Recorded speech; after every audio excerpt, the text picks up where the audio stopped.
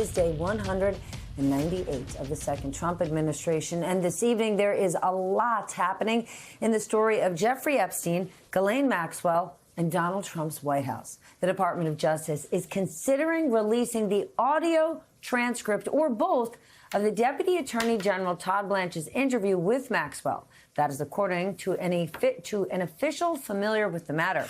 Another source telling NBC News that the transcripts could be released as early as this week. Well, today the president was asked about that very interview and Maxwell's controversial transfer last week to a minimum security prison camp down in Texas, and watch his response.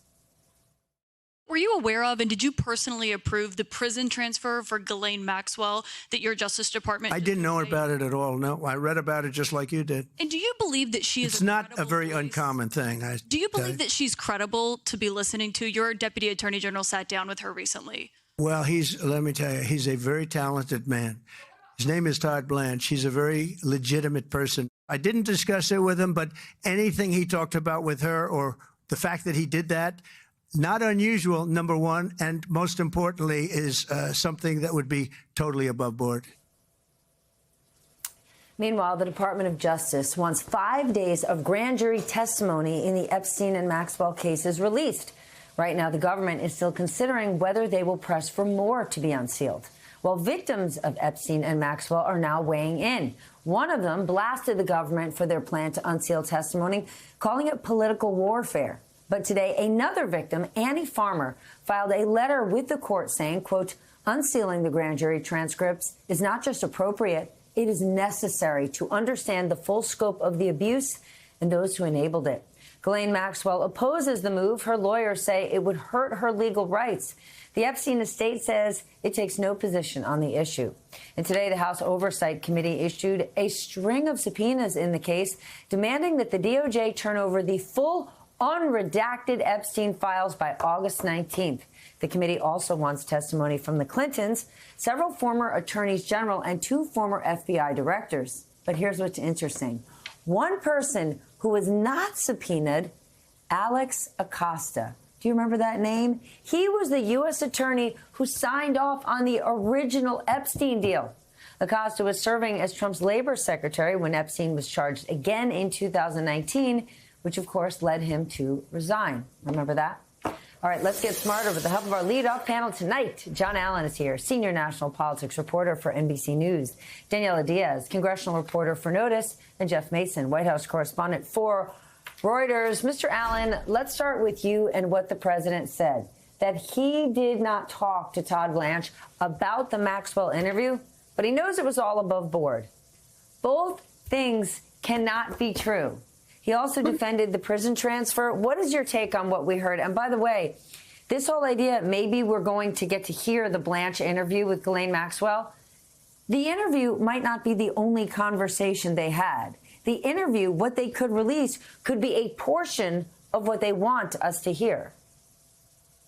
Yeah, absolutely, Stephanie. I mean, we don't know until we see what it is that Todd Blanche and Ghislaine Maxwell talked about.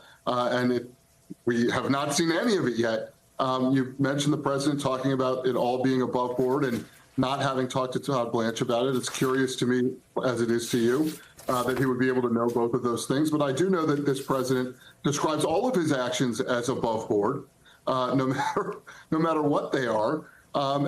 This is a president who understands that there's some value in showing, demonstrating, or at least claiming that there is arm's length distance between himself and the Justice Department.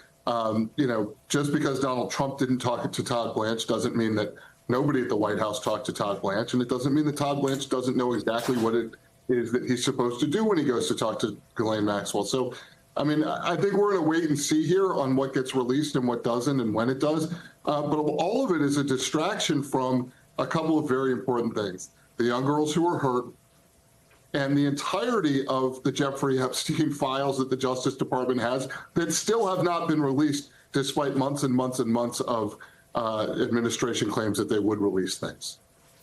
Jeff, the president didn't there, but has the White House or anyone in this administration given a real response to why exactly Ghislaine Maxwell a convicted sex trafficker, was moved from the prison she was in Florida to a much lesser, lighter prison camp over in Texas?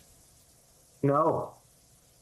And that's the very short and direct answer. They haven't. And I thought it was instructive or insightful anyway to hear the president respond to the question today by saying that it was not unusual, when experts have been saying now since then, since she was transferred, that it absolutely is unusual for somebody who had as many years left on her sentence and for somebody who was convicted of the crimes that she was convicted of to be transferred to that kind of a prison. But the prison system has not answered, and the White House has not suggested, hasn't given any background or reasoning for it either. Certainly, again, also interesting that it's on the president's radar, and this is coming at a time when the conspiracy theories around Epstein and around Ghislaine Maxwell have certainly not dropped, and the fact that she was transferred shortly after having the meeting that she did with the president's deputy attorney general has only led to additional questions and I think probably theories that this was some kind of a signal or a trade-off. I don't have any evidence to prove that, but the White House and the administration has not done anything to explain the other, whatever alternative reasoning there would be for that transfer. Well, how about these new subpoenas, Daniela? What are you hearing from folks on the Hill? We've got all sorts of people in former administrations and the FBI who they want to hear from, but not Alex Acosta, the person who was directly involved in that first, what many call sweetheart deal that Jeffrey Epstein got down in Florida. That was Alex's doing, and nobody's looking to have a conversation with him. Stephanie, it's very clear that these subpoenas from the House Oversight Committee, especially the ones done by Republicans, which are the ones that you talked about for, former President Bill Clinton, his wife Hillary Clinton, of course, former U.S. attorneys generals, James Comey, those were very political in their nature and very pointed from Republicans on the committee in an effort to fight back against Democrats who actually were the first ones to subpoena and win, because they had Republican support, materials from the DOJ about these Epstein files. This happened when Congress was in session just 2 weeks ago. It was a very political fight between Republicans and Democrats on the House Oversight Committee. Now, interesting that the subpoenas were only just signed or released today while they're in recess, but it really shows, Stephanie, that Congress is feeling the pressure as well on this. You're hearing members of Congress talking about this at town halls. Mike Flood was flooded, excuse my words there, by constituents on this issue. Not only that, but of course, all the other things that Republicans are doing in Congress right now, like cutting Medicaid, et cetera, with that big, beautiful bill. But the pressure is mounting, and that's why you're seeing President Donald Trump at the White House talking about this. He's still getting questions, and that's why we're seeing Republicans issue these subpoenas, because this is not an issue that is going away. All right, new topic, Mr. Allen, to you. This fight over the redrawn Texas map. Today, Republican Senator John Cornyn, he actually urged the FBI to arrest the Democrats who left the state to prevent the vote, and the president agreed that the FBI might have to get involved. To me, it seems like both sides are just going to keep digging in and escalating. Yeah, I mean, John Cornyn's involved in a primary fight against the Attorney General in Texas, Ken Paxton. John Cornyn is looking for something that he can dig his heels into or dig his hands into to show that he's tough on this.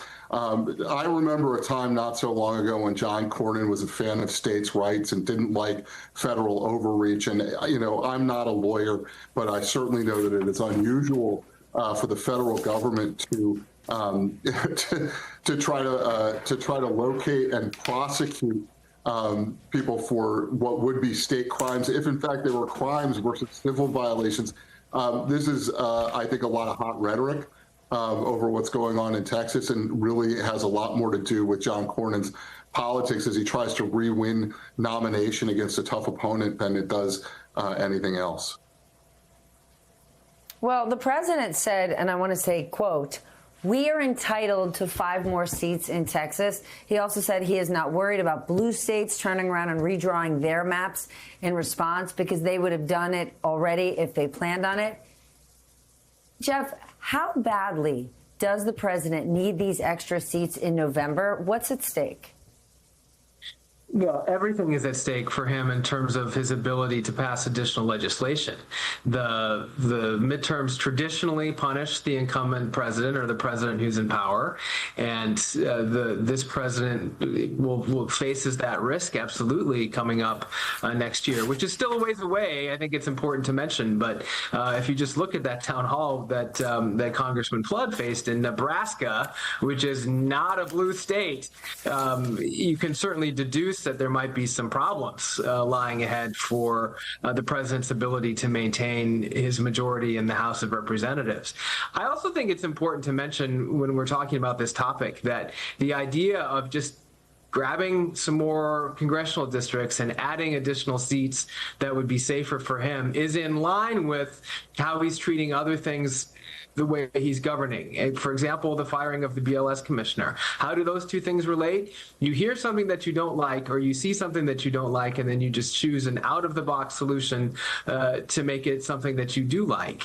He's treating everything from his administration and the figures that he's getting or not getting from his from the Labor Department down to trying to redraw a congressional map in the same way and using that same sort of theory or strategy for both issues.